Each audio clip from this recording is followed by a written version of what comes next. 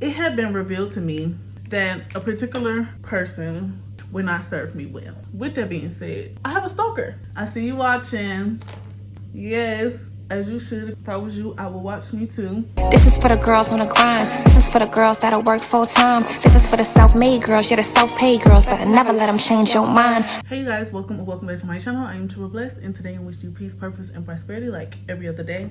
So it is 1:35, and of course I'm running late, so we're just going to go ahead and get into it. I thought that we would do a part 2 to me answering you guys' questions, and since I'm a chatterbox, I couldn't get to all of them last time, so we will answer more questions. This one actually came from my YouTube. It said, what happened in no man's land?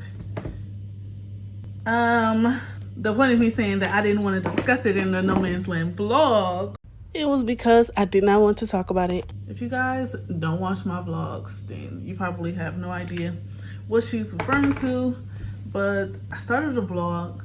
I was in an undisclosed location. It just sounds so top secret, and it's really not. It really is not. It kind of gave the illusion of something more mystical than what it actually is, okay? No man's land. I was just in Bumtuck, Alabama. I wasn't actually in Alabama, but the location in which I went to me, I just feel like it wasn't lively. Hold on, I cannot talk and do my eyebrows. I just messed up that quick, and I'm in a rush, so I'll be back. Okay, now that I have my eyebrows on, and I look scary. But yeah, like I was saying, if y'all see me looking away, my bad, y'all. Like I said, I am really in a rush. Y'all just kind of have to work with me today and like every other day. But yes, so I went to an undisclosed location, and it wasn't really too much going on, so that's why I just called it No Man's Land. And more specifically into what the question was, what happened? You kind of have to be able to read in between the lines, because I told y'all I was done with expose type of content, okay? Like story times, they did really good on my channel, but that's just not what I want to be known for. But yeah, I didn't want to do the, scandal type of content. Like I said, it's good for views, good for clicks, but I don't want to attract that type of audience, people who would just be here for the tea, the gossip, and plus, I don't know, y'all, it just be a lot. It just be a lot, honestly.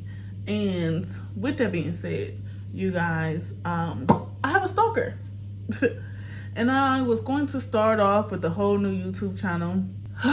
And this particular stalker comes into the story time from No Man's Land. If y'all are on my close friends on Instagram, you know what I'm talking about.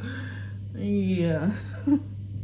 I had kind of like wanted to vent about it a little bit in that moment, just so that I didn't do a story time. Does that make sense? Sometimes you be wanting to tell your close friends, like, y'all, am I tripping? Like, am I the drama? Me? Am I the drama? I don't think I'm the drama. Maybe I am. Am I the villain? I don't think I'm the villain.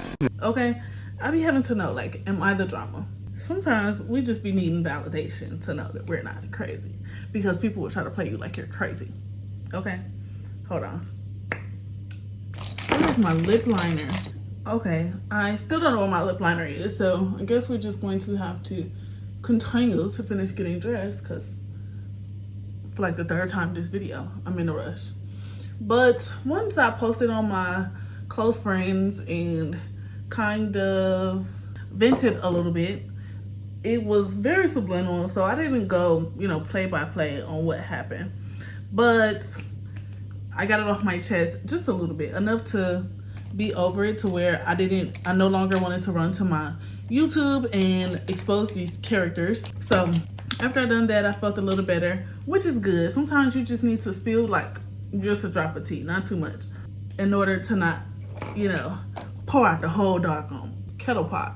Is that what it called? The whole kettle pot, teapot. Y'all know what I'm trying to say. And y'all, I didn't put no eyeshadow on here. I just figured that the access from when I did my makeup a long time ago and I never washed my brushes that it would just come up on here, but it really didn't. All I'm doing is just smearing around my foundation, just messing up my makeup. Okay, this is why this is not a makeup tutorial, it's a chit chat. But yeah, sometimes you just can't feed into certain things because it will keep spiraling. So instead of me telling y'all play by play what happened in No Man's Land, I think that it is more beneficial to just tell you guys what I learned from this experience, right? Because the things that happen to you in life, it is more about what you learn from it, not necessarily what happened to you. And then I don't even like to say what happened to you, because sometimes we have to reframe our mind. It's not what happened to you, but what's happening for you. You know what I mean? Yeah, we're going to be real deep but cryptic at the same time. But yeah, so this particular the shenanigans that went on around No Man's Land, it was basically what analogy can I use? It had been revealed to me a long time ago, that a particular person would not serve me well, right? And the particular situation, it just seemed like it might be worth giving another chance, right? So let's just say if I was a writer and I wanted to write a book, and you know, once I closed the chapter, I decided, you know what? The book is closed. It is what it is. I put my best foot forward. We're going to release it. I went to the audience, and then I allowed other characters that are part of this story and viewers of this story tell me, hey, maybe you should write another novel. You know what I mean? Like, maybe you should continue the story. And instead of me listening to my writer's intuition and saying, you know what? No, the story is complete as it is. You know, this is as good as the story gets. If I continue it, I will only draw it out and it will lose its value. Does that make sense? I'm being very cryptic. Like, you have to be able to follow along a little bit. You have to be able to use your imagination. And me, you know, wanting to make sure that I did not leave any I just wanted to make sure that I wouldn't go back to this particular novel and read it again later in life and say, you know what? Maybe I should have did a part 2 to this novel. Maybe I should have made, you know, revised the first edition of this novel. Maybe, just maybe, right? Just maybe. And instead of listening to my own creative direction and getting other people's input, I decided, you know what? Let's go and explore. I went to the drawing board and I, you know, looked at the previous parts of the novel from a creative perspective, and I was like, you know what? Maybe at this point, if I would have did this, it would have changed the trajectory of the story, and the story would have been better. Or maybe had I not killed off this particular character, it would have gave opportunity for a bigger plot, a bigger twist, and a more desirable ending. You know what I mean? Have you ever watched a movie and like the movie was really good, but you wanted it to end a certain way, but it didn't? And so it almost felt incomplete. But in everything that it was meant to be, the story that it was supposed to tell, it did that beautifully. But as a viewer, you know, you're critiquing it from a viewer's standpoint, right? So, you know, we have to complete things, right? So it's like, like, you know, that was a great story, but I wish that this was the ending. Just so it can satisfy our desires from a viewer standpoint, or even from a character standpoint, right? Y'all, I'm kind of going way too far with this analogy, but long story short, it was just a lesson that I needed to learn. Dang, did I even bring that analogy full circle? Did I bring that analogy full circle? Probably not. Instead of trying to rewrite the story, just read the story for what it is. Enjoy the story for what it is. Stop trying to change the story in your head. It is what it is. But you know the crazy part? I guess the reason why I don't want to go into details is just because I'm still protecting people, honestly. And plus, the stalker, the person that I found that was stalking all of my social medias, I figured out who the person was and I addressed it. I sure did. And, you know, just say, hey, I see you watching. Yes, as you should. If I was you, I would watch me too. I just thought that it was weird. I've never had a stalker that I knew about. Yeah, I've closed that whole entire book. It's no more turning the pages, okay? The pages are done, okay? Maybe that will alleviate my stalker. There's no need, I promise you. I would not be feeding into any characters that were once part of that story. I promise you I won't. Because it's nothing there. There's just literally nothing there. Nothing there that I want at all. So yeah, that's what happened in No Man's Land. It was me facing the truth. Like I said, I already knew that it was just me accepting it in a way. And I would say that it sucked, but it don't. Everything happened exactly how it should have, how I knew it would. I have a question though. This is kind of a sidebar. Have you ever tried to talk somebody out of you? You ever been like somebody wanted to date you and you be like, oh no, you don't want to date me for real. Like, no, you don't want to date me. Just because it's like reverse psychology. Like, you really don't want to date that person, so you tell them that they don't want to date you, hoping that they will leave you alone. And then they still trying to convince you why they want to date you. And then it's just like, okay, I should have just told the truth. Just be straightforward. You know what I mean? Like, you know what? And then I did try that. I don't know, y'all. That's why it's good to just block and delete. Block and delete, y'all. If y'all don't take nothing else from this, block and delete. Block and delete so you don't gotta deal with the deceit. Okay, that was chatty. I'm trying to do an ombre lip. This new lip gloss is coming out white, but look at the color. But it's coming out white today. Okay, this lip combo is crazy. And also, you guys, on the topic of me talking about like story times and stuff, I did delete all the story times off my channel. I was just going to make them only viewable to me. Then I was like, that's probably later on down the line, I may decide, oh, I want to repost it, but why? What is the point?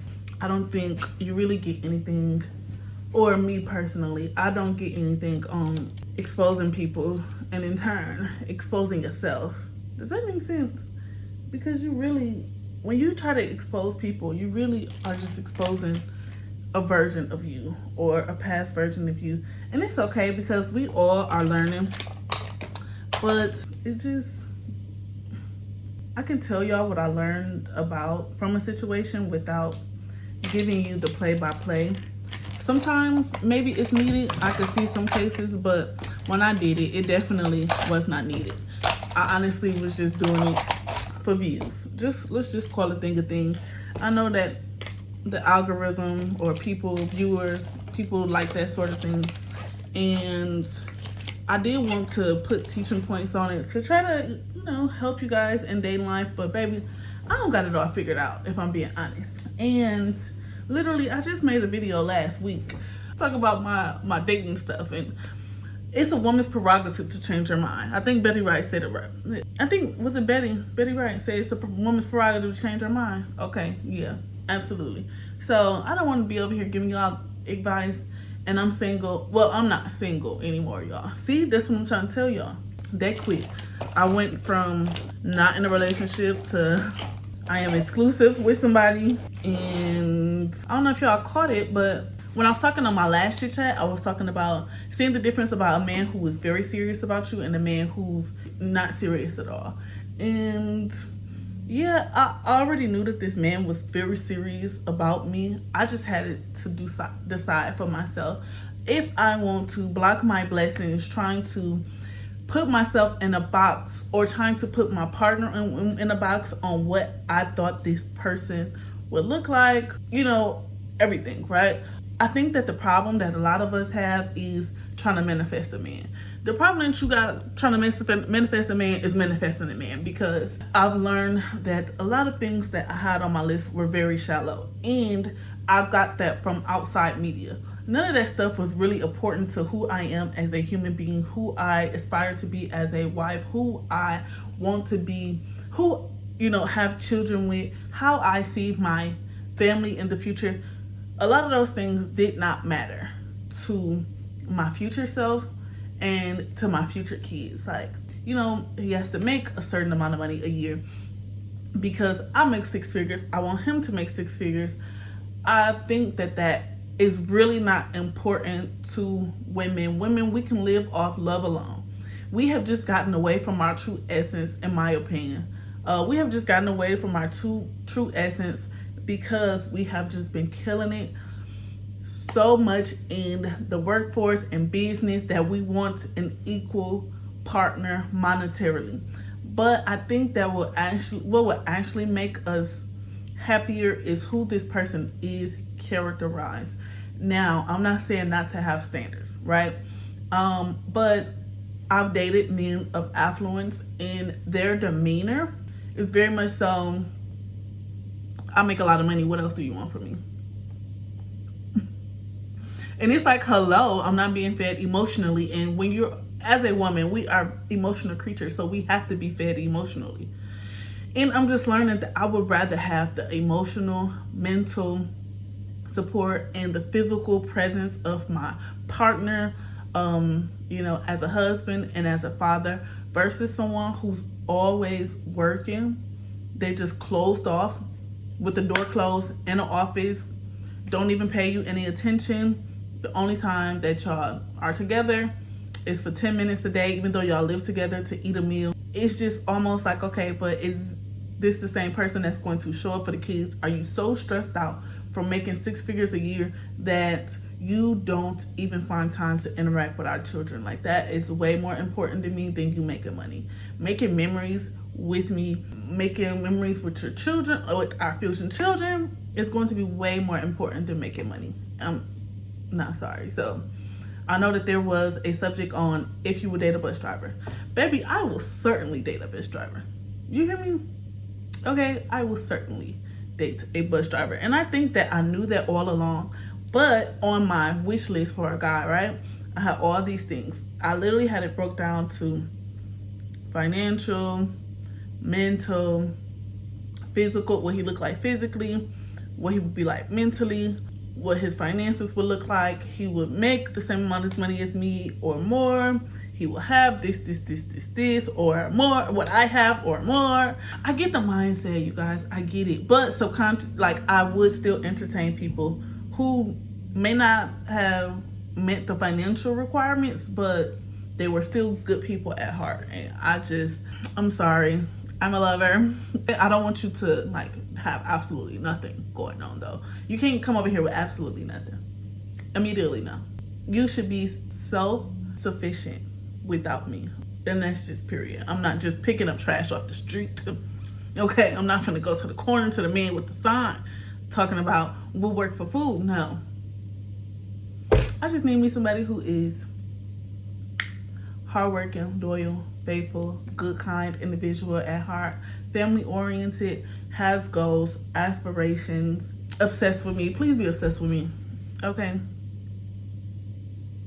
Anyways, I only got to answer one question. I had another question that I thought I would be able to answer. But yeah.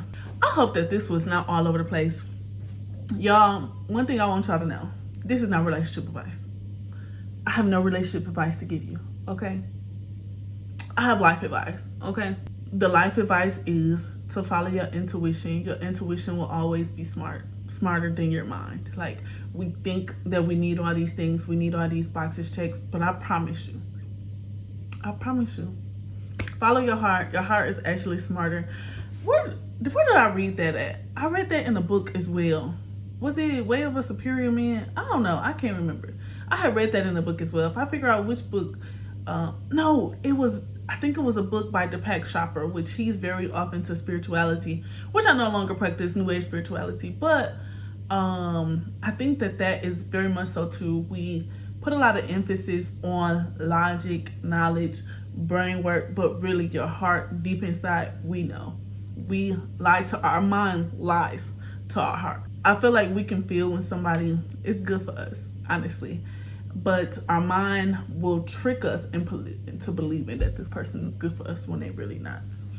And I'm just glad that I didn't push away the person that I am dating now. Yeah, I'm just glad that I didn't push him away. I did have to pray to God and ask for patience. Like, God, just give me the patience. Like, if this is the person that I'm supposed to be with, give me the patience, because I've learned that I have been dating way too long and I just lacked patience. But with dating this particular guy, it just literally comes natural for him to give me the things that I honestly want out of a partner. It's so refreshing. I was talking about him so much on my last chit chat. I was editing it, and the whole time I'm thinking about one person in particular, because yeah, he's really been showing up for me, showing up and showing out in the best way possible. I have never had a man be able to strike my love language the way that this man does naturally. I don't have to tell him certain things. I don't have to ask him to be a man. The masculine energy is just there, and I've never been more feminine or soft in my life.